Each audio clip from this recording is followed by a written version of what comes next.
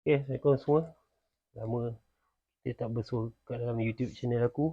Kali ni aku nak tukar RAM laptop aku. Aku ada beli 2 RAM baru. DDR3 4GB, 4GB jadi 8GB sebab aku ada minta tolong dengan member aku. Aku tanya dengan dia, last motherboard aku ni boleh support sampai berapa gig? Dia kata 8. Kalau pasang 16 pun tak guna, dia akan detect 8GB lah. Spek asal laptop aku ni Acer Aspire 4752G. Asalnya dia pakai kalau boleh lihat spek dia 2GB di DDR3. Tapi masa aku beli tu pun aku dah upgrade, aku jadikan 4GB. Lepas tu ni pun laptop lama, jadi makin lama makin slow.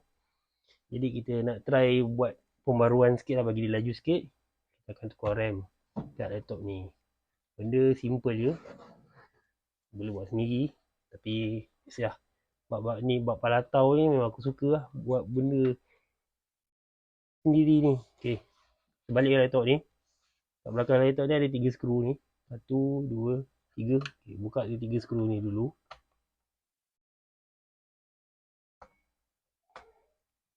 Skru ni asingkan tak tepi, jangan hilang sebab skru kecil kan.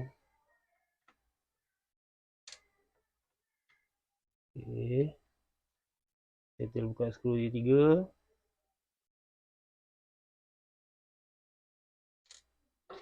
Umpil bahagian ni. Buka. Tak tepi dia punya cover ni. Ni hard disk. Akan datang aku akan upgrade SSD pula. Hari ni aku cuma nak tukar RAM je dulu. Buka. Dia ada RAM ni ada 2 slot, atas bawah. Jadi buka ni, nanti dia akan terangkat, tarik keluar. Ni terangkat je. RAM ni ada 2 color, satu warna hijau, satu warna biru. Kalau ikut member aku, dia cakap kalau biru ni selalunya yang daripada Acer lah. Acer punya kalau biru original. Sangat 2GB. Yang ni aku upgrade dulu. Dah jenama Winova ni, DDR3. Jadi yang hari ni aku akan upgrade yang baru 4GB DDR3 juga lah. Bawa keluar. Masukkan dia ni. Yang warna emas ni ada satu slot. Masukkan sama balik, yang terbalik jangan macam masuk macam ni, yang tak boleh masuk pula. Masukkan macam ni juga. Tekan. Ambil lagi satu.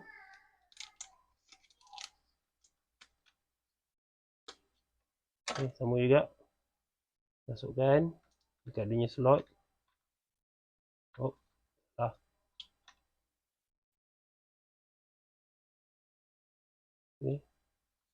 Kan. Masuk. Tak tepi semua.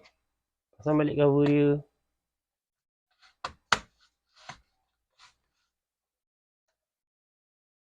Ikat balik skru. Benda simple, mudah, boleh buat sendiri. Tapi itulah, kalau tak yakin hantar je lah kedai. Tapi aku sentiasa yakin dengan diri aku. Rosak baru kita hantar kedai. Tak rosak, kita buat sendiri.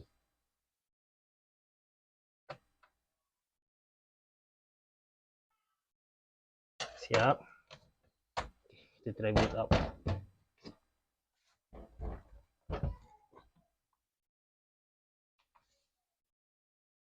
Dia agak laju lah berbanding yang sebelum ni. Kalau sebelum ni aku nak buka laptop ni, aku buka.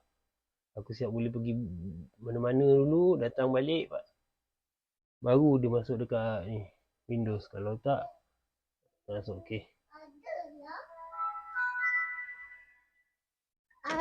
Abang pakai je ke? Abang bawa work. Dulu kita nak tengok dia kat mana. Kita buka my komputer kita ni. Klik kanan, properties.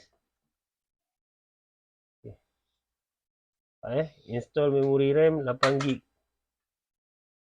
Kat sini ni. Zoom sikit lah. Nampak spek baru 8GB install RAM. Sebelum ni 4GB saja. Jadi dah berjaya lah aku menginstall menukar RAM baru dekat laptop ni.